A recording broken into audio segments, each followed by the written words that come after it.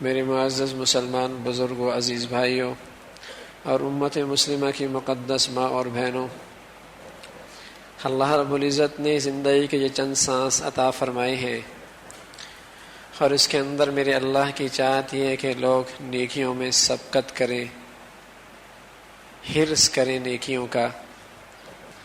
رسول کریم صلی اللہ علیہ وسلم نے ایک موقع پہ فرمایا، لوگوں جو تمہیں نفع دینے والی ہے اس چیز کی حرص کرو، اور وَاسْتَعِنْ بِاللَّهِ، اللہ سے مدد مانگو، وَلَا تَعْجِزْ، عاجز مت آؤ۔ ویسے تو حرص پسندیدہ عادت نہیں ہے کہ آدمی مال کی حرص کرے، جاہ کی عزت کرے، دولت کی حرص کرے، بڑے کاروبار کی حرص کرے، دنیا کی کسی چیز کی حرص کرے، لیکن دین کے معاملے میں حرص کرنا ایک عبادت ہے۔ کسی کو اللہ یہ چیز دے دے تو گویا کہ اللہ نے اسے بڑی نعمت سے نواز دیا ہے کہ دین کے معاملے میں حرص کرو۔ کسی کے بارے میں سنا کہ فلاں شخص یہ نیک عمل کر رہا ہے تو حرص کرو کہ میں بھی وہ عمل کرنے لگ جاؤں۔ لیکن نبی علیہ الصلوۃ والسلام نے کتنی پیاری بات فرمائی، کسی بڑے نیک آدمی کو دیکھ کر جب تم حرص کرتے ہو تو بس اوقات دل کے اندر یہ خیال آتا ہے میں تو یہ نہیں کر سکتا، میں دنیا دار آدمی، یہ اللہ کا نیک بندہ، میں ایسے کیسے کر سکتا ہوں؟ تو فرمایا آسان طریقہ وَاسْتَعِنْ بِاللَّهِ، ارے تم نہیں کر سکتے، اللہ تو کرا سکتا ہے۔ وَاسْتَعِنْ بِاللَّهِ، اللہ سے مدد مانگ لو۔ تمہارے لیے مشکل ہے، اللہ کے لیے تو کوئی مشکل نہیں ہے، اللہ کے لیے تو کوئی مشکل نہیں ہے، وہ تمہارے لیے آسان کر دے گا۔ وَاسْتَعِنْ بِاللَّهِ، اللہ سے مدد مانگ لو۔ وَلَا تَعْجِزْ، اس سے تو عاجز نہ ہو نا، مانگنے سے تو عاجز نہ ہو۔ اگر مانگو گے تو اللہ وہ دے دے گا، اور اگر نہ بھی دیا تب بھی ثواب سے محروم نہ رکھے گا۔ سچے دل سے مانگو گے تو اللہ وہ دے دے گا، اگر کسی حکمت سے نہ بھی دیا تو ثواب سے محروم نہ رکھے گا۔ جیسے حدیث میں آتا ہے، رسول کریم صلی اللہ علیہ وسلم نے فرمایا، ایک آدمی کسی شہید کو دیکھ کر تمنا کہتا ہے کاش کہ مجھے بھی اللہ شہادت دے دے۔ اب یہ دل کی اس کی آرزو اور تمنا ہے، سچی آرزو ہے، سچی حرص ہے، سچی تمنا ہے۔ اس کی موت اپنے بسترے پہ آتی ہے، اللہ قیامت میں شہداء میں اس کو بھی لکھ دے گا۔ اللہ ہے کہ جو مجھ سے بن پاتا ہے میں اس کے اندر کمی نہیں کر رہا، میں اس سے کمی نہیں کر رہا۔ وَاسْتَعِنْ بِاللَّهِ، اللہ سے مدد مانگ لے۔ تو دنیا کی چیز میں حرص کرنا عیب ہے، اور دین کے معاملے میں حرص کرنا یہ عبادت ہے، یہ اللہ کی نعمت ہے۔ اس لیے فرمایا دین کے معاملے میں حرص کرو، کسی کو دیکھ کر نیکی کرتے ہوئے دیکھو تو دعا کرو، اے اللہ مجھے بھی ایسی توفیق دے دے، میں بھی ایسا بن جاؤں، میں بھی ایسا بن جاؤں۔ صحابہ کا عجیب مزاج تھا، عجیب و غریب ان کے اندر حرص تھی۔ ایک مرتبہ تو عمر رضی اللہ تعالیٰ عنہ نے کہا آج میں صدیق اکبر رضی اللہ تعالیٰ عنہ سے نیکیوں میں آگے بڑھ جاؤں۔ یہ ہر میدان میں آگے بڑھ جاتے ہیں، کہیں موقع ہی نہیں دیتے نیکیوں میں آگے بڑھنے کا، اب تو میں آگے بڑھ جاؤں گا۔ غزوہ تبوک کا موقع تھا تو حضرت عمر نے فرمایا میرے پاس مال زیادہ ہے۔ عمر رضی اللہ تعالیٰ نے فرمایا صدیق اکبر کے مقابلے میں، اس لیے آدھا سمیٹ کا سامان حضور کی خدمت میں پیش کر دیا کہ آج تو آگے نکل جاؤں گا۔ تو ادھر صدیق اکبر رضی اللہ عنہ کا معاملہ کیا تھا، گھر کا سارا ہی سمیٹ کر مال حضور کی خدمت میں لے آئے۔ حضور علیہ الصلوۃ والسلام نے پوچھا عمر کیا لائے؟ فرمایا اللہ کے رسول آدھا مال لایا ہوں۔ صدیق تم کیا لے کے آئے؟ فرمایا اللہ کے رسول سب ہی کچھ لے کے آیا ہوں۔ فرمایا اس سے آگے نہیں بڑھ سکتا، میں اس سے نہیں آگے نکل سکتا۔ اس لیے رسول کریم صلی اللہ علیہ وسلم فرمایا کرتے ہیں اللہ میں نے دنیا میں سب کا بدلہ دے دیا، صدیق کا بدلہ میں نہیں دے سکتا، اس کا بدلہ تو ہی دیجیے، آپ ہی اس کا بدلہ دیجیے۔ ایک مرتبہ حضور علیہ الصلوۃ والسلام صحن میں تشریف فرما تھے، آسمان کی طرف دیکھا تو بہت سارے ستارے چمکتے ہوئے نظر آئے۔ امی عائشہ صدیقہ رضی اللہ تعالیٰ ساتھ تھی۔ فرمایا یا رسول اللہ کسی آدمی کی نیکیاں اتنی بھی ہوں گی جتنے آسمان پر ستارے ہیں؟ فرمایا ہاں عمر رضی اللہ تعالیٰ عنہ کی نیکیاں اتنی جتنی آسمان پہ ستارے ہیں. آیت عائشہ خاموش ہو گئی. سمجھا یہ تھا کہ اب حضور میرے ابا کا نام لیں گے. خاموش ہو گئے. فرمایا عائشہ کیوں خاموش ہو؟ تیرے ابا کا معاملہ تو یہ ہے کہ عمر کی ساری زندگی کی نیکیاں ایک طرف اور تیرے ابا کی ایک رات کی نیکیاں ایک طرف جو اس نے رات ہجرت میں میرے ساتھ گزاری ہے. اس لیے حضرت عمر بطور حسرت کے فرمایا کرتا ہوں اے عمر اے صدیق اس رات کی عبادتیں تو مجھے دے دے، میری ساری زندگی کی نیکیاں لے لے.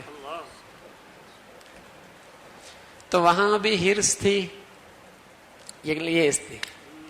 حضور علیہ الصلوۃ والسلام کے پاس کچھ فقراء صحابہ آئے، غریب صحابہ آئے کہ اللہ کے رسول یہ مالدار کے تو مزے ہیں. حرص دیکھی. ہم بھی مالداروں کو دیکھ کے دیکھتے نا، اس کے پاس گاڑی ہو تو میرے پاس بھی گاڑی ہو، اس کے پاس کوٹھی ہو تو میرے پاس بھی کوٹھی ہو، اس کے پاس دولت ہے تو میرے پاس بھی دولت. یہ خوب اللہ کو ناراض کر رہا ہے اسراف کر کے. کاش کہ میرے پاس بھی ہوتا تو میں بھی یوں ہی اللہ کو ناراض کرتا. ایسی تمنا کی جاتی ہیں، یہ حسرتیں بھی دلوں کے اندر اٹھتی ہیں. جیسے یہ اللہ کی نافرمانیاں کر رہا اپنے دولت کے بل بوتے پر، مجھے بھی ملتی میں بھی یوں ہی کرتا، یہ بھی تمنا بھی ہوتی ہے. لیکن سبحان اللہ، جنہیں اللہ نے دل کی آنکھیں دی تھیں وہ حضور علیہ الصلوۃ والسلام کے پاس آئے کہ یا رسول اللہ یہ مالدار صاحبوں کے تو مزے ہیں، دنیا بھی سمیٹ کے لے گئے، آخرت بھی سمیٹ کے لے گئے. اس لیے کہ بہت ساری نیکیاں ہم کوشش کرنے کے باوجود بھی ان جیسے نہیں کر سکتے، اس لیے کہ ان کے پاس مال ہے، صدقات دیتے ہیں، زکوٰۃ دیتے ہیں، غریبوں کی مدد کرتے ہیں، دین کے کاموں میں خرچ کرتے ہیں، غلاموں کو آزاد کرتے ہیں. ہم نہیں کر پاتے، یہ ہم سے آگے نکل گئے. حرص دیکھیے، تو وہاں حرص اس چیز کی تھی کہ یہ آگے کیوں بڑھ رہے نیکیوں میں. احرص علی ما ینفعک، ارے اس چیز کی حرص کر جو تجھے کل نفع دے گی. کسی طریقے سے یہ چیز میرے اندر بھی آ جائے. یہ سچی حسرت کی بھی اللہ کے یہاں بڑی قدر و قیمت ہے، قسم خدا کی. ایک واقعہ لکھا علماء نے عبداللہ بن مبارک رحمۃ اللہ علیہ کا. جب دنیا سے آپ رخصت ہوئے تو ایک شخص کے خواب میں آیا، عبداللہ بن مبارک سے پوچھا کہ اللہ نے تمہارے ساتھ کیا معاملہ کیا؟ کہ اللہ نے بہت خیر کا معاملہ کیا، لیکن میرے گھر کے سامنے ایک لوہار رہا کرتا تھا، اس کا معاملہ تو مجھ سے بھی عجیب ہے. وہ شخص صبح صبح اٹھ کر عبداللہ بن مبارک رحمۃ اللہ علیہ کے محلے میں تشریف لے گیا اور پڑوس سے معلوم کہ کون شخص ہے جس کا عنقریب انتقال ہوا ہے. پتہ چلا کہ فلاں شخص لوہار کا کام کرتا تھا، لوہا کوٹا کرتا تھا دن بھر، اس شخص کا بھی انتقال ہوا. گھر میں خبر لی اور پوچھا کہ کون سا ایسا عمل ہے آپ کے گھر کا اس شخص کا جس کا انتقال ہوا ہے. کہ اللہ رب العزت نے اسے یہ بلند مقام نصیب فرمایا. اس کی بیوی نے کہا اور تو کوئی خاص عمل نہیں ہے میرے میاں میں، دو باتیں میرے میاں کے اندر بڑی عجیب تھیں.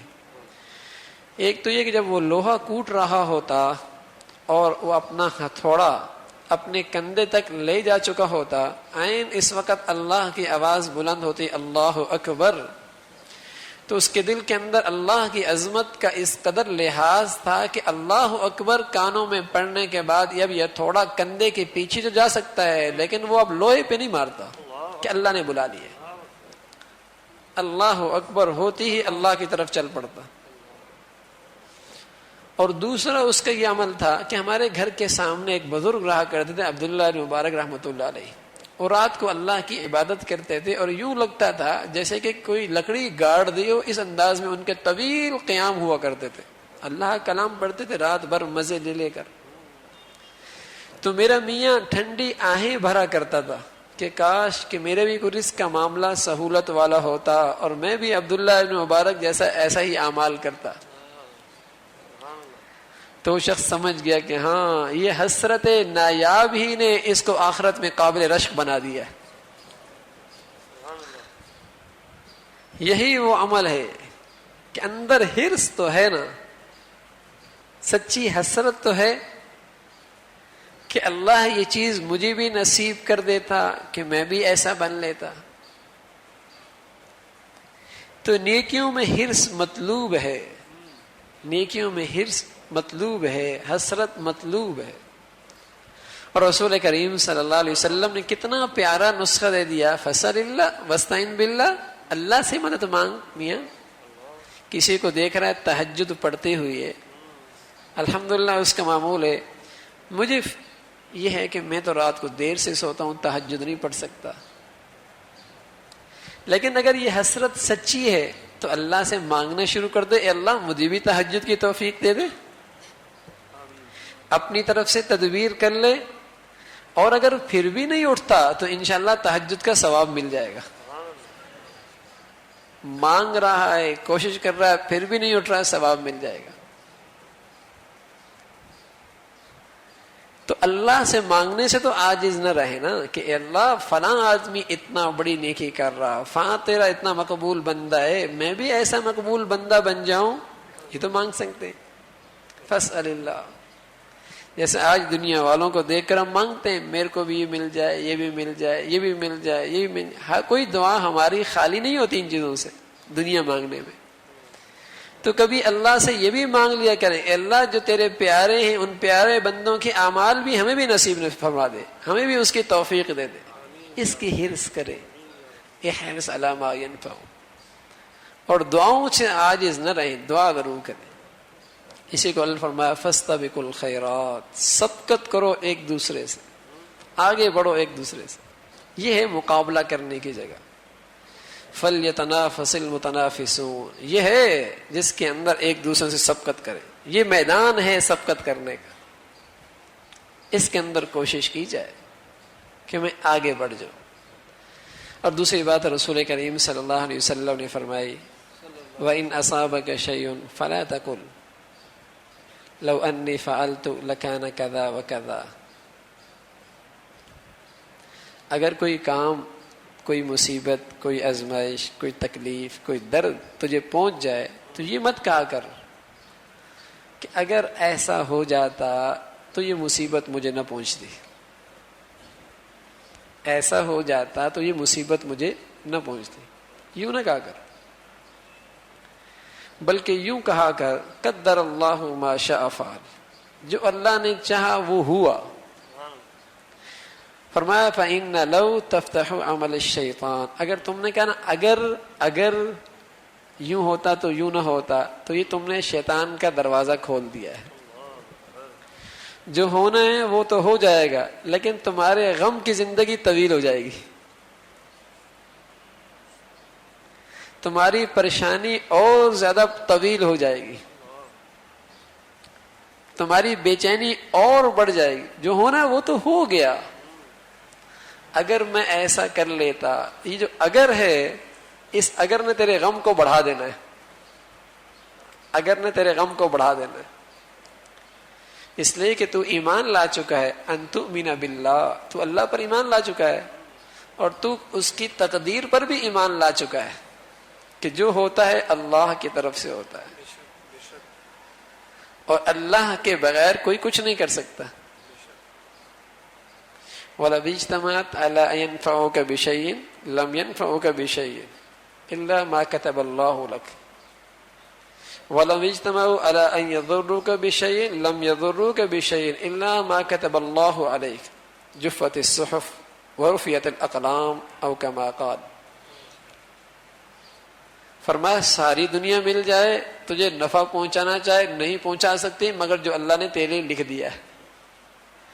ساری دنیا تجھے نقصان پہنچانا چاہے نہیں پہنچا سکتی وہی جو اللہ نے تیرے لیے لکھ دیا ہے، لکھا جا چکا ہے. پھر رسول کریم صلی اللہ علیہ وسلم نے فرمایا ان اصابک شیء فإن اصابک شیء لم یکن لیخطئک وإن اخطأک لم یکن لیصیبک. اگر کوئی چیز تجھے پہنچی ہے تو اس نے تجھ سے چوکنا نہیں تھا، وہ پہنچنی تھی، اور جو تجھ سے چوک گئی اس نے تجھے ملنا نہیں تھا.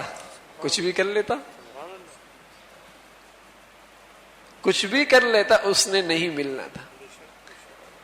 یہ ہے تقدیر پر ایمان.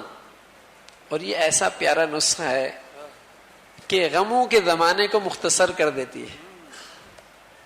ایک ہے فطرتی غم، صدمہ، وہ ہونا چاہیے، وہ ہوتا ہے، وہ تقدیر پر ایمان کے منافی نہیں ہے. اس کی مثال ایسی ہے کہ جیسے ایک آدمی آپریشن کرواتا ہے تو وہ روتا بھی ہے, آنکھوں سے آنسو بھی آ جاتے ہیں, اس کی تکلیف بھی محسوس کرتا ہے, درد بھی محسوس کرتا ہے, لیکن آپریشن کے بعد اسے پیسے بھی دیتا ہے, فیس بھی دیتا ہے, اس کے احسان کا شکریہ بھی ادا کرتا ہے. یہ دو چیزیں کیا ہیں؟ اسی طرح کوئی تکلیف آ جائے تو صدمہ ہوتا ہے, لیکن مومن کے دل کے اندر یہ بات بھی ہوتی ہے کہ میرا اللہ ہے, جو اس نے میرے لیے طے کیا وہ میرے لیے بہتر تھا, اس لیے اندر سے راضی بھی ہوتا ہے. غم بھی ہوتا ہے, لیکن وہ غم پریشانی کا درجہ حاصل نہیں کرتا, درجہ نہیں پاتا, وہ پریشان نہیں کرتا. جیسے تکلیف ہے, کٹ رہا ہے جسم, لیکن یہ تکلیف اسے پریشان نہیں کرتی کہ غم میں ہمیشہ کے لیے تکلیف ہی میں رہے, بے چین ہی رہے, ایسا نہیں ہوتا.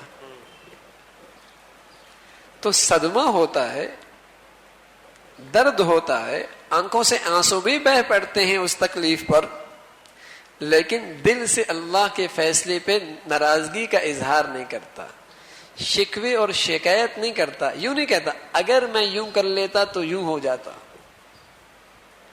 یہ نہیں کرتا مومن, بلکہ یہ کہتا ہے قدر اللہ ما شاء, جو اللہ نے چاہا وہ ہوا, اور میں ایک گندا حقیر بندہ, میں کیا جان سکتا ہوں کہ میرے حق میں کیا بہتر ہے کیا بہتر نہیں ہے. وہ اللہ حکیم اور علیم ہے, وہ میرے حق میں مجھ سے زیادہ بہتر جانتا ہے. تو حضور علیہ الصلوۃ والسلام فرما رہے کہ دیکھو جو اللہ رب العزت نے تمہاری زندگی میں کرنا ہے, جب وہ کر لیا تو پھر یہ نہ کرو اگر میں یوں کرتا تو. یہ فرق ہے مومن اور مسلمان میں, کافر اور مسلمان میں, کہ دونوں کا مریض ڈاکٹر کے پاس جائیں, ایک مر جائے, دونوں کے مریض مر جائیں, تو مسلمان کیا کہتا ہے, کسی بھی ڈاکٹر کے پاس اب میں لے کے جاتا تو اس کی زندگی کے دن پورے تھے. کافر کہتا ہے نہیں, اگر فلاں ڈاکٹر کے پاس چلا جاتا تو یوں ہو جاتا. اب یہ اگر جو آیا نا, اس کی زندگی نے بے چینی کا زمانہ اور بڑھا دیا, چوری ہو گئی. اگر میں یوں کر لیتا تو یوں نہ ہوتا, اس اگر نے اس کے غم کو اور بڑھا دیا, پریشانی کو اور بڑھا دیا. اور ایک یہ تھا کہ میں کچھ بھی کر لیتا, یہ اس نے ہونا تھا. لیکن یہ یاد رکھیں, تقدیر پر ایمان کا مطلب یہ ہرگز نہیں کہ تدبیر نہ کی جائے, یہ فرق ہے. تقدیر کا مطلب لوگ سمجھتے ہیں کہ عمل ہی نہ کریں, تدبیر ہی نہ کریں, نہ ایسا نہیں ہے. ایک مرتبہ حضرت عمر رضی اللہ تعالیٰ عنہ شام تشریف لے کے جا رہے تھے, تو سفر میں آپ کو اطلاع ملی کہ شام کے اندر طاعون کی بیماری پھیلی ہوئی ہے. اور حضرت عبد الرحمن بن عوف رضی اللہ تعالیٰ عنہ نے آپ کو بتایا کہ حضور علیہ الصلوۃ والسلام کا ارشاد ہے کہ جہاں طاعون پھیلے وہاں نہ جاؤ, اور جو وہاں موجود ہیں وہ وہاں سے بھاگے نہیں. تو حضرت عمر رضی اللہ تعالیٰ نے اپنا سفر ملتوی کر دیا. عبیدہ ابن جراح رضی اللہ تعالیٰ نے خط لکھا کہ عمر, آپ نے سفر اس لیے ملتوی کر دیا کہ یہاں طاعون ہے, انت تفر من قدر اللہ, تم اللہ کی تقدیر سے بھاگ رہے ہو, یوں کہا. حضرت عمر رضی اللہ تعالیٰ نے خط لکھا, ہاں نفر من قدر اللہ الی قدر اللہ, ہم اللہ کی تقدیر سے اللہ کی تقدیر کی طرف بھاگ رہے ہیں. اللہ کی تقدیر سے اللہ کی تقدیر کی طرف بھاگ رہے ہیں. سمجھایا کہ یہ مطلب نہیں کہ آپ تدبیر نہ کریں, تدبیر ضرور کریں, لیکن تدبیر کے بعد بھی اگر کام ویسا ہو جائے جو تمہارے منشا کے خلاف تھا تو سمجھو اللہ کے لیے اسی میں خیر تھی, اس پہ راضی ہو جاؤ. تدبیر ضرور کریں. یہ تدبیر ہے کہ آپ جان بوجھ کے وہاں گئے نہیں.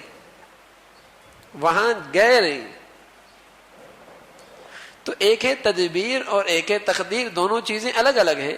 تدبیر کرنے کا حکم ہے کہ مریض کا علاج کرا رہے ہیں, گھر کا کمرہ بند کر رہے ہیں, گاڑی کو آپ لاک کر کے اندر آ رہے ہیں, اپنے سامان کی حفاظت کا پورا انتظام کر رہے ہیں, اپنی جان و مال عزت کی حفاظت کا آپ نے پورا انتظام کر رکھا ہے, لیکن یہ ساری تدبیر کرنے کے بعد بھی پھر بھی نقصان ہو گیا تو سمجھو یہ تقدیر تھی، اب اس نے یہ ہونا تھا. اب مت کہو کہ اگر ایسا کر لیتا تو ایسا ہو جاتا، تو پھر غم کی رات طویل ہو جائے گی، غم کا وقت طویل ہو جائے گا. اور سچی بات ہے کہ ہمارے لیے تقدیر پر راضی رہنے کے سوا کوئی اور راستہ بھی نہیں ہے. ہونے والے نقصان کو دوبارہ نہیں لٹا سکتے، ہونے والے تکلیف کو دوبارہ واپس تو نہیں کر سکتے، ہونے والے جسے کہیں گے دکھ درد کو واپس ختم تو نہیں کر سکتے، وہ تو ہونا ہے. اب یہ کہ اس پہ اللہ کی تقدیر پہ راضی رہ جاؤ، غم بھی ختم ہو جائے گا، ثواب بھی مل جائے گا. اسے رسول کریم صلی اللہ علیہ وسلم نے فرمایا، ابو الدرداء فرماتے ہیں کہ اللہ رب العزت جب بندے کے بارے میں کوئی فیصلہ فرماتے ہیں تو پسند کرتے ہیں کہ بندہ اللہ کے اس فیصلے پہ دل و جان سے راضی ہو جائے، دل و جان سے راضی ہو جائے کہ یہی میرے حق میں بہتر تھا، یہی میرے حق میں بہتر تھا. اسی کا نام ہے رضا بالقضاء، کہ اللہ کے فیصلے پہ سے راضی ہو جانا. ہوتا کیا ہے کہ اب یہ جو بیماری ہے نا، ڈپریشن کی، ٹینشن کی اور رات بھر بے چین رہنا، اس کی وجہ یہی ہوتی ہے کہ آدمی اپنے دماغ میں ایک منصوبہ بناتا ہے، زندگی کی ایک ترتیب بناتا ہے، ایک کہانی تیار کرتا ہے، ایک طویل سلسلہ اپنے دماغ میں اس نے تیار کیا ہوتا ہے اپنی طرف سے. اب جب معاملہ اس کے برعکس ہوتا ہے تو اتنا مایوس ہوتا ہے، اتنا مایوس ہو جاتا ہے کہ اس کے اوسان ہی خطا ہو جاتے ہیں، اس کا عقل و دماغ ہی کام کرنا چھوڑ دیتا ہے. یہ کیا ہے؟ تقدیر پر ایمان کی کمزوری ہے، کمزوری. اور ایک یہ ہے کہ بھائی جو ہوا یہ میرے حق میں بہتر تھا، میرے حق میں بہتر تھا، تو غم، تکلیف ختم ہو جائے گی، پریشانی ختم ہو جائے گی. تو رسول کریم صلی اللہ علیہ وسلم نے اپنے ارشاد میں ہمیں یہ بتایا سمجھایا کہ تقدیر پر شکوے نہ کرو، تقدیر پہ شکوے نہ کرو. تم نہیں جانتے کہ تمہارے حق میں کیا بہتر ہے، تم نہیں جانتے. جیسے حدیث میں آتا ہے کہ اذا اراد اللہ بعبدی خیرا عجل له العقوبہ، جب اللہ رب العزت کسی بندے کے ساتھ خیر کا معاملہ کرتے ہیں تو جلدی ہی اسے کسی آزمائش میں ڈال دیتے ہیں، اور جب اللہ رب العزت کسی بندے کے ساتھ شر کا معاملہ کرتے ہیں تو اللہ اس کے گناہوں کا وبال اس سے روک کے رکھتے ہیں، یہاں تک کہ اچانک آخرت میں اس کی سزا دیتے ہیں.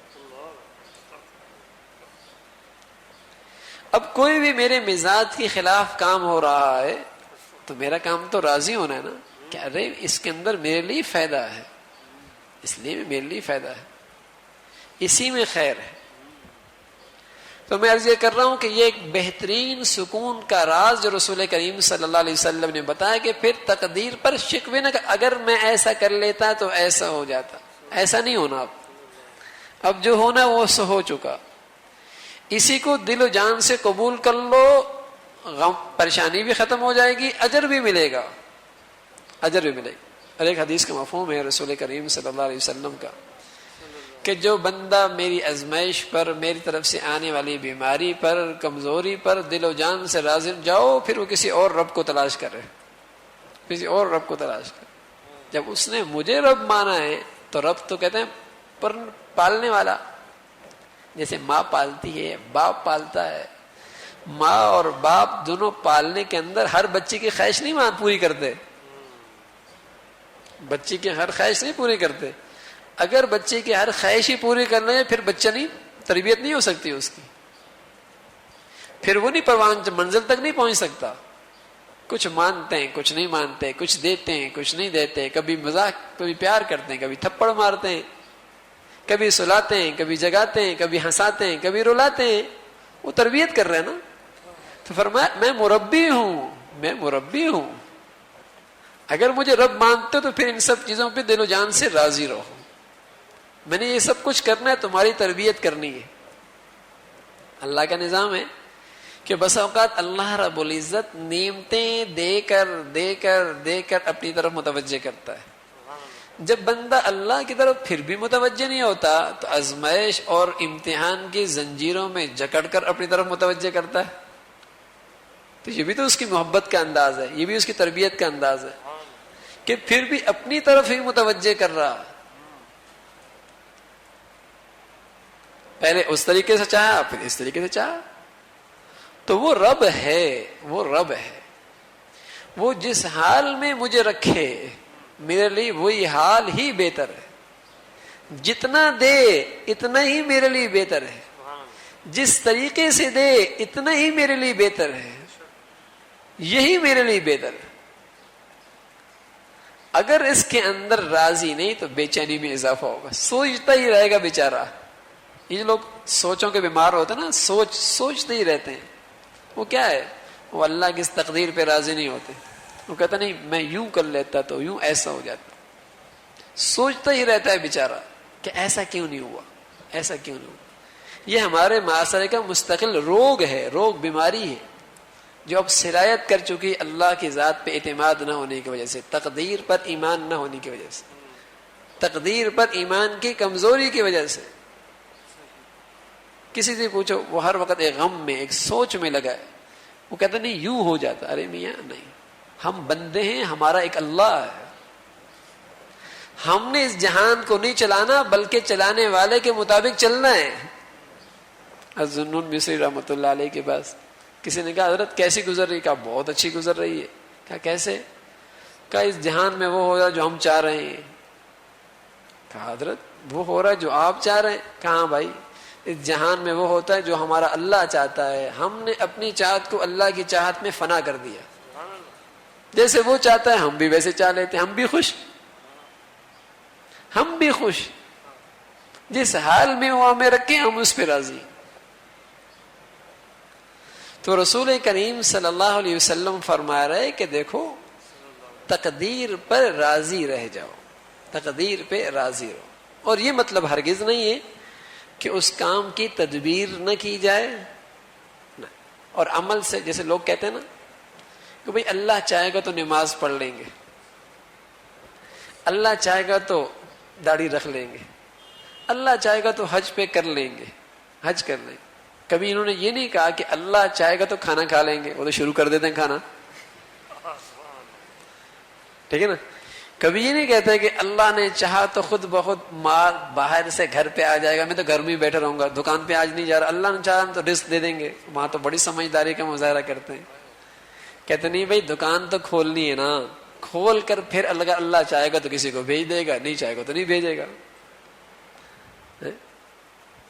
تو یہ مطلب نہیں ہے کہ عمل سے فارغ ہو جاؤ, نہیں, اللہ چاہے گا تدبیر کرو, مسجد کی طرف چلو. دیکھو مسجد پہنچ جاؤ گے, کوئی اور راستہ نہیں ملے گا انشاءاللہ, اللہ مسجد ہی میں پہنچائے گا. تدبیر شرط ہے, تدبیر کرو.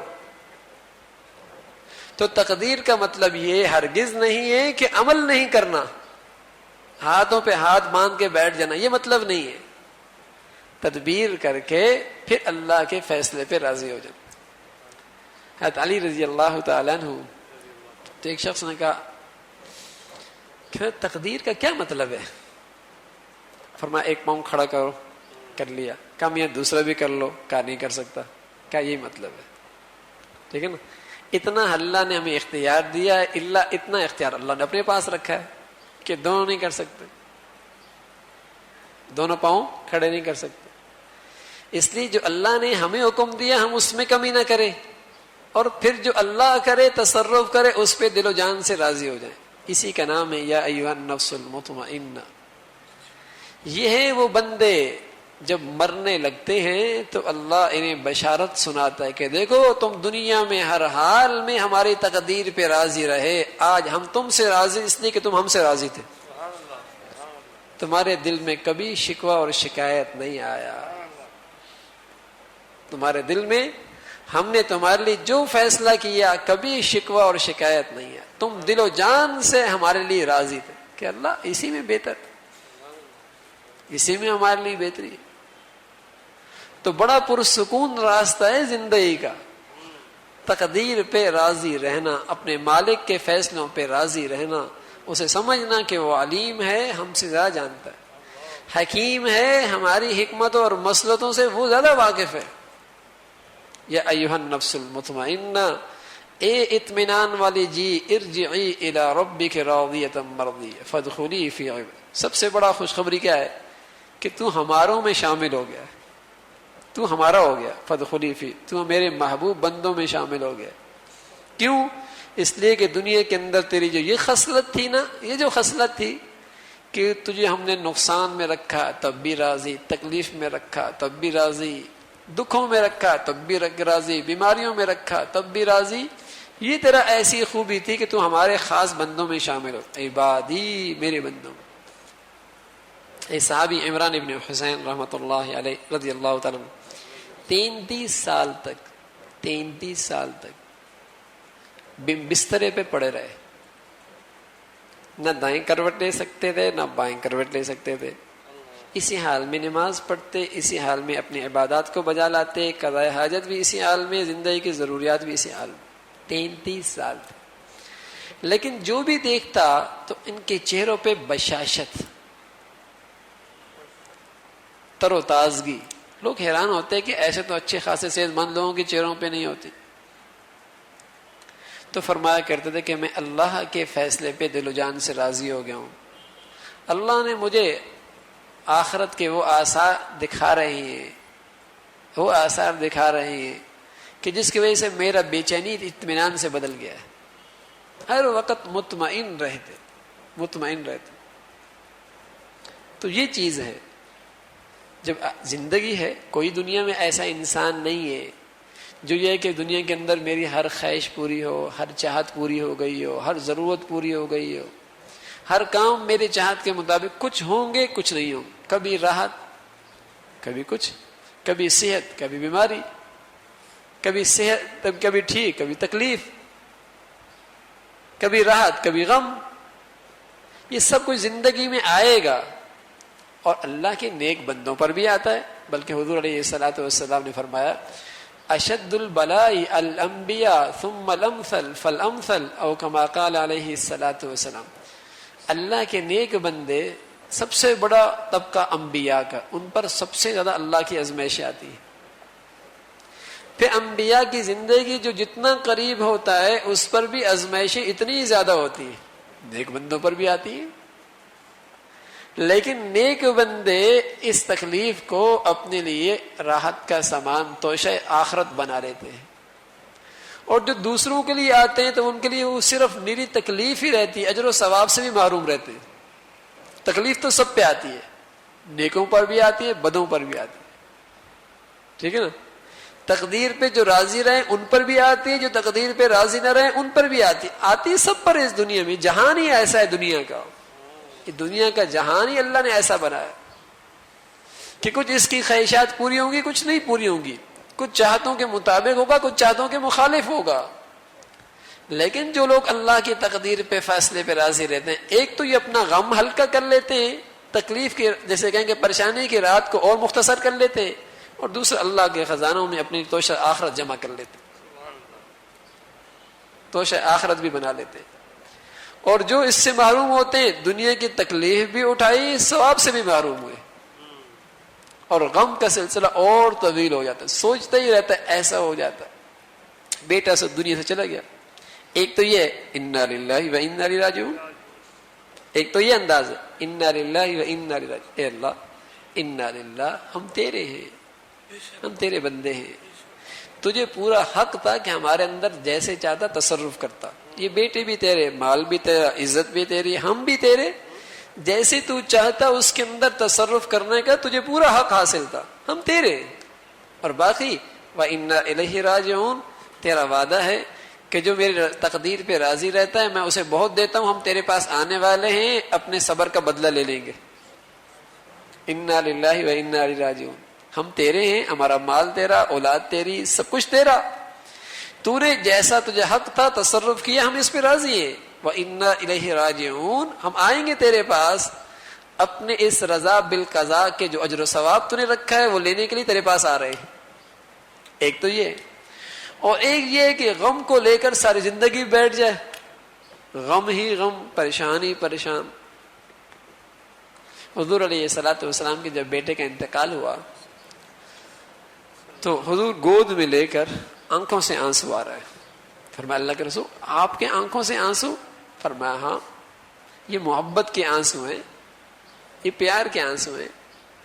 تو اولاد کے جدا ہونے پر غم کا نکلنا، یہ جسے کہیں کہ اس کے منافی نہیں، اللہ کے رضا کے فیصلے پر راضی ہونے کے منافی نہیں ہے، لیکن زبان پہ شکوے آ جانا، شکایت آ جانی اور کہنا کہ اگر یوں ہوتا تو یوں ہوتا، یوں کہنا، تو آدمی اجر و ثواب سے محروم ہو جاتا، اجر و ثواب سے۔ تو میرے دوستو، رسول کریم صلی اللہ علیہ وسلم نے اپنے ارشاد کے اندر دو باتیں سمجھائی ہیں۔ ایک بات تو یہ سمجھائی کہ دیکھو آخرت کے کاموں میں حرص کرو، آگے بڑھو ایک دوسرے سے، اور اگر تم نہیں بھی کر سکتے، بظاہر تمہارے حالات ایسے ہیں، تو کم سے کم اللہ سے مدد تو مانگو کہ اللہ تم مدد فرمائے، ہم بھی یہ نیکیاں کر لیں۔ اور دوسرا فرمایا زندگی کے اندر کوئی بھی کام تمہارے مزاج اور چاہت کے خلاف ہو، پریشانی، دکھ، تکلیف، امتحان آ جائے تو سمجھو کہ یہ ایسا ہونا تھا، ایسا ہونا تھا۔ وہاں شیطان کو موقع نہ دو کہ وہ تم پر سوار ہو جائے اور کہے کہ بھئی اگر یوں کر لیتے تو یوں ہو جاتا، ایسا کر لیتے تو ایسا ہو جاتا۔ غم کی رات تمہاری اور طویل ہو جائے گی، ایسا نہ کرو، بلکہ اللہ کے فیصلے پہ دل و جان سے راضی ہو جاؤ، تو زندگی آسان، آخرت سنور جائے گی۔ اللہ بھائی مجھے بھی اور آپ کو بھی کہنے سننے سے عمل کی توفیق نصیب فرما دے۔